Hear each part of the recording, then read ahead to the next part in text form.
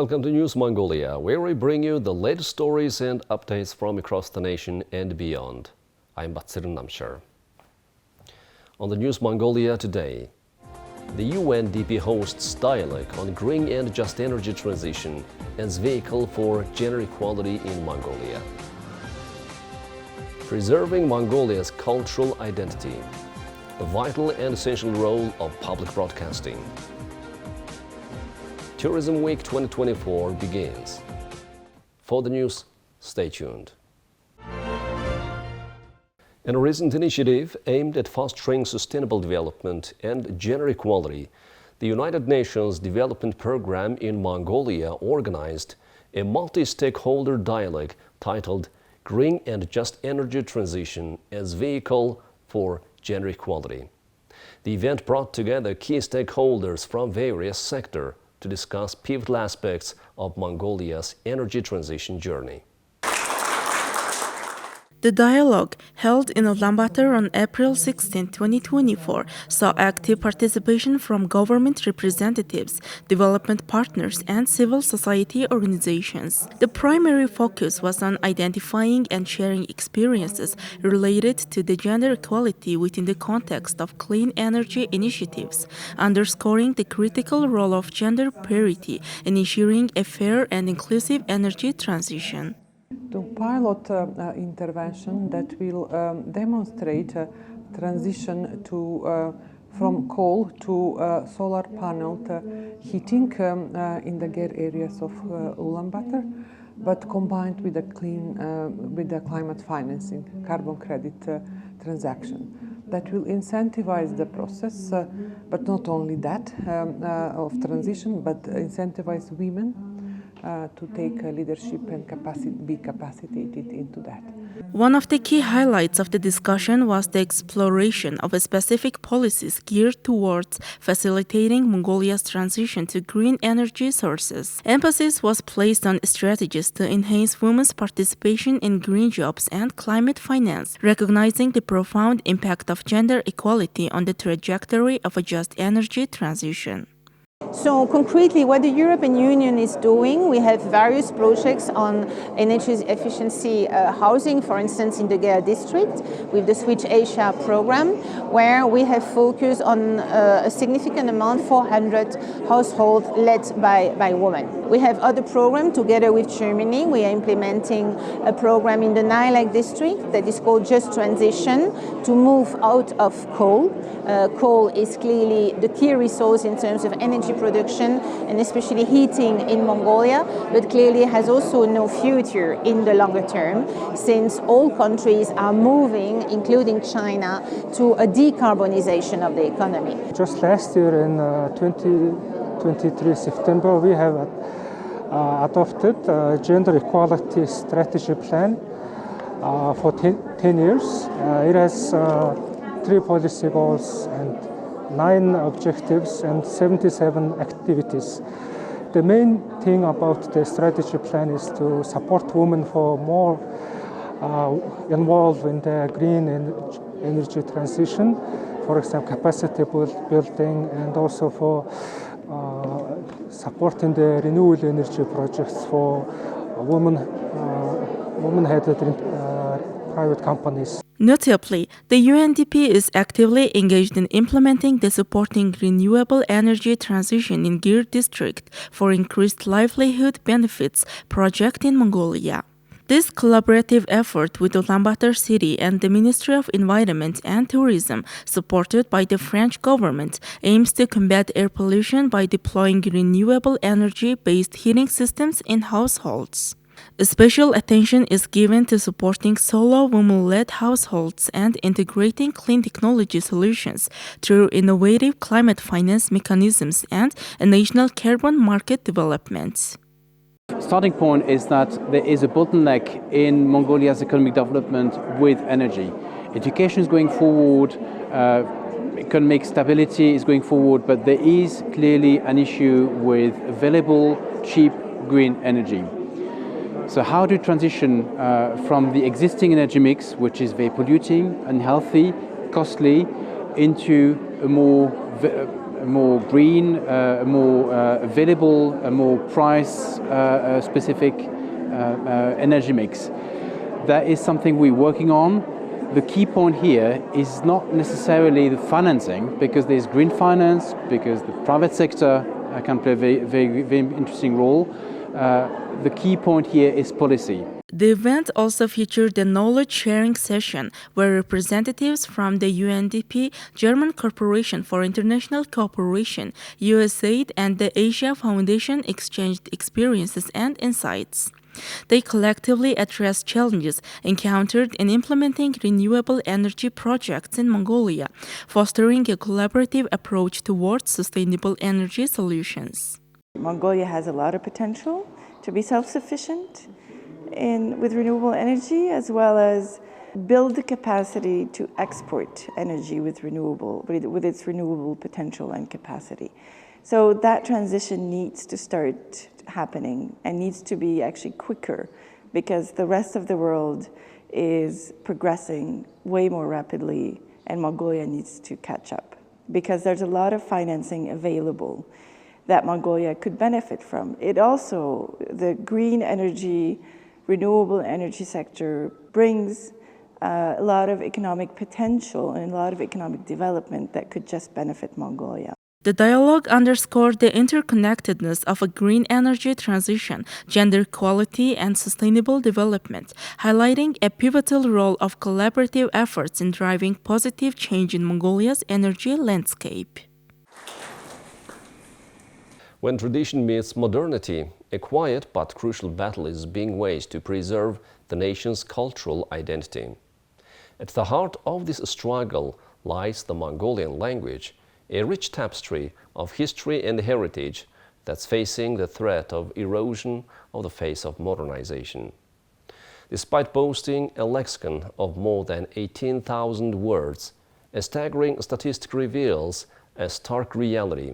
Only around 2,000 of these words are actively used in the daily lives of modern Mongolians. This decline in linguistic diversity is not merely a linguistic phenomenon, but a cultural one as well, posing a significant challenge towards the preservation of Mongolia's national identity. Amidst these challenges, public media, especially a public broadcaster, has emerged as a champion of cultural preservation, playing a vital role in safeguarding the Mongolian language and promoting its usage among the population. One such institution is the Mongolian National Broadcaster, known as MNB, which has been at the forefront of efforts to uphold the linguistic heritage of the nation. With a diverse array of programming spanning educational content and language revitalization initiatives, MNB strives to reignite a passion for the Mongolian language among its viewers. The main dialect used in literature, written works, is the Khalkh Mongol dialect, and we consider the Mongolian national TV's linguistic style as a good example and standard. From captivating documentaries that delve into Mongolia's rich history to engaging talk shows that celebrate the vibrancy of contemporary Mongolian culture, a public broadcaster offers a multifaceted approach to language preservation. By providing platforms for linguistic experts, artists, and storytellers, they ensure that the beauty and depth of the Mongolian language continue to resonate with audiences of all ages. We observe a lot of influence from foreign languages, such as the use of inactive passive forms, especially by some media outlets. And I think the public radio and TV are doing a good job in terms of preserving language standards. Moreover, MNB serves as a bridge between generations, fostering intergenerational dialogue and transmission of cultural knowledge. Through programs that celebrate traditional customs, folk tales, and oral histories, it empowers younger generations to connect with their cultural roots and take pride in their linguistic heritage. Mongolian National Broadcaster should exist, as it represents the public interest, not the interest of some individual or business companies. It belongs to the people of Mongolia. Some people say, oh, I don't watch public TV, maybe because they perceive some essential contents about history, tradition, and customs as being boring. That is very a concerning trend. A public broadcaster serves as a vital information and language tool within society. It plays a crucial role in disseminating important news and information to the general public. It plays an important role in disseminating the national language, culture, and national identity to a wide variety of audiences. The significance of preserving the Mongolian language extends far beyond mere words. It is linked with the preservation of our national identity and cultural cohesion. In a rapidly changing world, where globalization exerts its influence on every aspect of society, the role of public broadcasting in safeguarding linguistic diversity becomes ever more critical. Tourism Week 2024 is taking place on April 15th through 21st, with the inaugural event being the Mongolian Tourism Forum. Held at the State Palace, the forum brought together more than 880 tourism industry representatives. Supporting Mongolia's goal of welcoming 1 million tourists this year, the forum included representatives from the environment and tourism departments of 21 provinces, tourism associations, scholars, tour guides and interpreters, and tourism businesses. The forum was held to determine the industry's trajectory and policies while reflecting on past initiatives and achievements. In 2023, Mongolia generated $1.2 billion from the tourism sector by hosting around 650,000 foreign tourists. Now, there is a need to pay thorough attention to the investment environment. Training and workshops on management solutions will be conducted during Tourism Week. The forum will also focus on the sector's development. Mongolia's hospitality sector capacity is currently 4,000 to 10,000 beds. We are setting a goal to generate $2 billion from tourism in 2024, and to do that, we should pay attention to improving the hospitality sector's quality. Various events have been scheduled for industry professionals have been scheduled throughout Tourism Week, a collaboration between the Ministry of Environment and Tourism of Mongolia and the Mongolian Tourism Association. Now let's take a look at international news from our partner agencies.